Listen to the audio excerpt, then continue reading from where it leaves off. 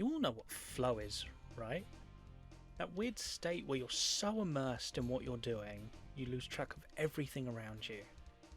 This phenomenon has existed for years, but it was only in 1970 that, pardon my pronunciation here, Mihai Csikszentmihalyi gave it the name we know it by today. It's a state that can occur whenever you lose yourself in something you enjoy, meaning it isn't just limited to games. However, if you have played something like Celeste or Tetris or hell, even something as mindless as Power Wash Simulator, then you've likely experienced this feeling before. Rhythm games absolutely fall under this umbrella as well, and personally they send me into a state of flow more so than any other kind of game. Now, I'm no stranger to rhythm games. My Full Combo and Shark Tales 3rd level can attest to that. Being able to interact with music you enjoy in such a tactile way is such a satisfying feeling, especially if you achieve the coveted full combo on a song you love. And I know, if I want that same tactile feeling, I can just learn an instrument for real. But like, have you ever played a rhythm game? I swear, they're so much easier to learn, and the variety of difficulties a lot of rhythm games have opens the gates to a much wider audience. Plus, depending on the game, you get pretty things to look at when you play. Anyways, the entire reason I'm here talking about all this is to set the stage for a game I love, yet see so little about. In 1993, a man named Matsuya Matsuura founded the media company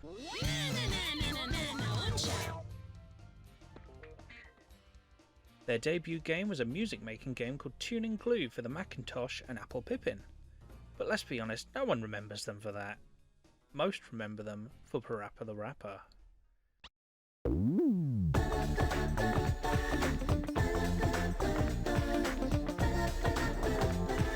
You gotta do what? I gotta believe!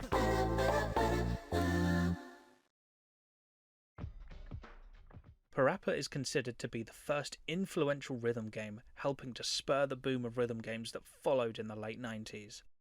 Beatmania, DDR, Jamalami, the spin-off of Parappa, all released in the few years after the dog hit the stage. Though amongst these numerous releases was a little game known as Buster Groove.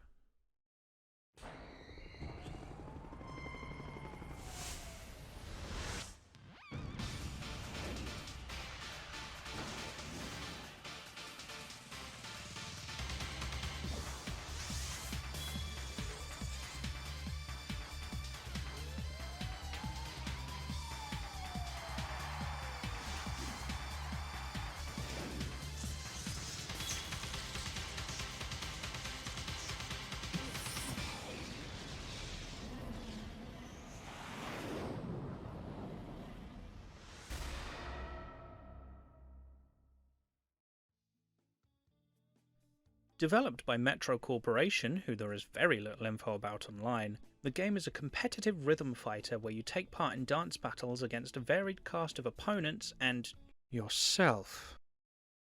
The game was received pretty well at the time, boasting a 91% from Hyper Magazine and a 4 out of 5 stars by Next Generation.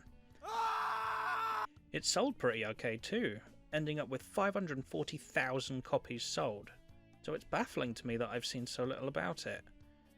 It's certainly not the rarest game out there. In fact, a copy off of eBay in the UK anyways would set you back about £30 to £40. Though if you do live in the UK, ZEX seems the way to go. As of recording, a mint copy's only £22. It's a good thing it is quite cheap, because if you try to play this game through definitely legal means, you'll be dealing with a slight input delay which, in a rhythm game, can be an absolute deal breaker. And also made recording the footage for this a bit of a pain. It is bearable, and you can adjust after a bit of playing, but I can easily see it being an issue for some. So if by the end of this video you're tempted to play it, I would suggest seeking a physical copy out if you can for the purest Buster Groove experience. Now onto the game itself. For a rhythm game, it is incredibly simple, though I feel its mechanics are still pretty unique. The way it works is that, on every 4th beat, you need to have pressed all of the inputs listed on your side of the screen, ending with the press of either the circle or X button on that 4th beat. Each time you do so successfully, they get increasingly more complicated, even offering you a second route to switch between up to a total of 8 times. Once you've nailed that 8th combo, your character will freeze and you'll presumably get some sort of score bonus. There's no score displayed.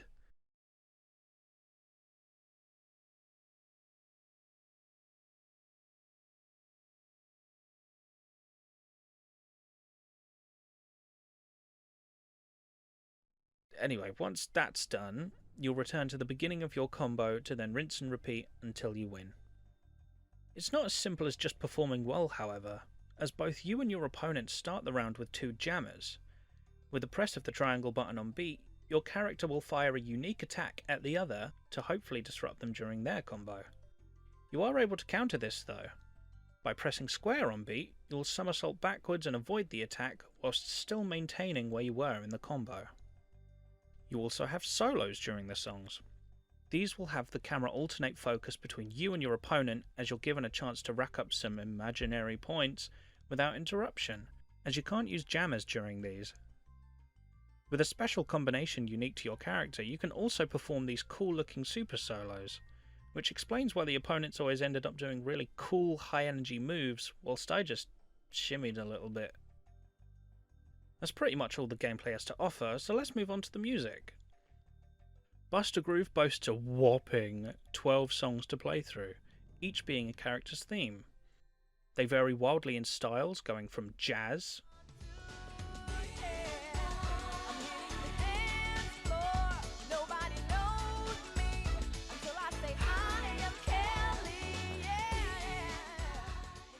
to disco, It's true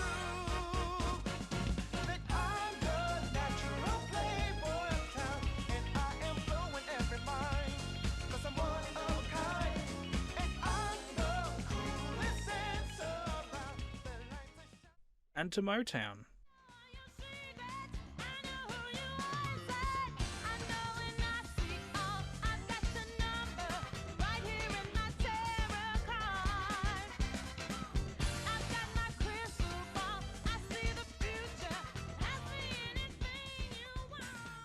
With my favourite being Kitty N's theme.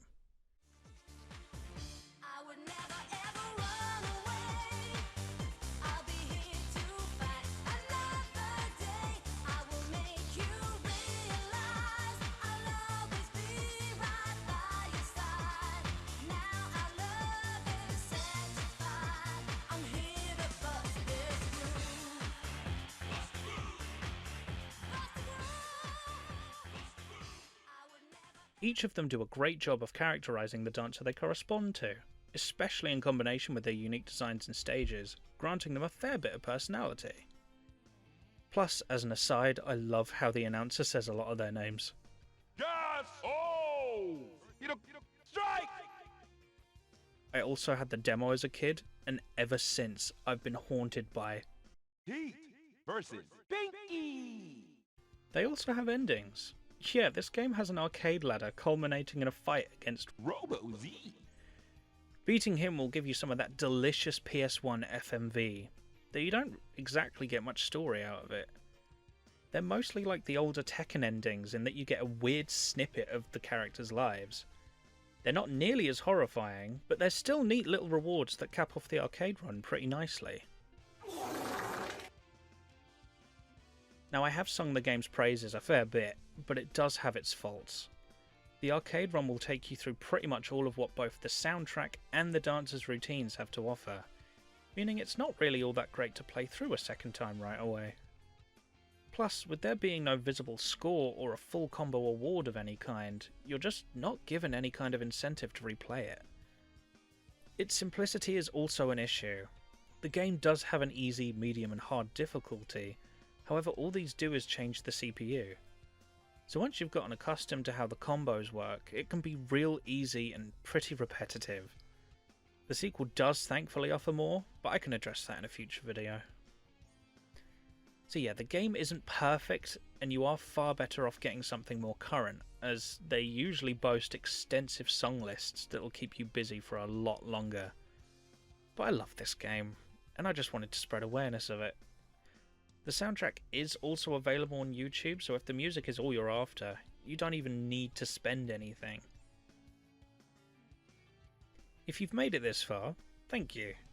It may be pretty easy to tell this is my first attempt at something like this, but I've had the idea for this burning a hole in my head for ages, so it's nice to finally bring it to light. I have a couple ideas for videos in the future, but I'm still getting to grips with Vegas and, well, all of this, so we'll see how this goes. For now though, see you next time.